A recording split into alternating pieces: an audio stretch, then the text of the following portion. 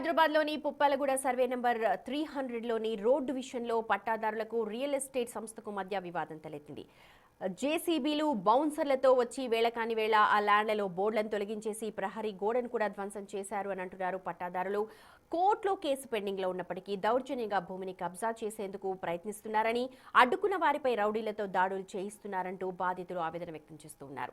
తమ వ్యవసాయ పొలాన్ని కాపాడాలి అనంటూ వాళ్లు అధికారులను వేడుకుంటున్నారు. లోపల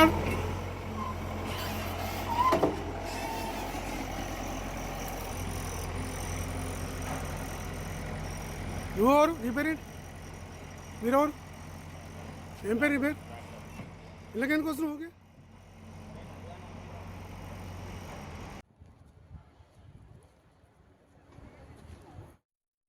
మరోవైపు ఈ ఆరోపణలను సైబర్ సిటీ నిర్మాణ సంస్థ యాజమాన్యం తోసిపుచ్చింది. తాము ఎటువంటి ఆక్రమణలకు పాల్పడలేదని, కేవలం రోడ్డుకు అడ్డంగా ఉన్న మట్టిని మాత్రమే తొలగించాము అంటే స్పష్టం చేస్తోంది. ఓఆర్ఆర్ రాకముందు నుంచే కోకాపేట్ నుంచి ఖానాపూర్కి వెళ్లే ప్రధాన రహదారి ఇక్కడ ఉందని, డాక్యుమెంట్స్లో కూడా అది రోడ్డుగానే ఉంది అంటూ వాళ్ళు పేర్కొంటున్నారు.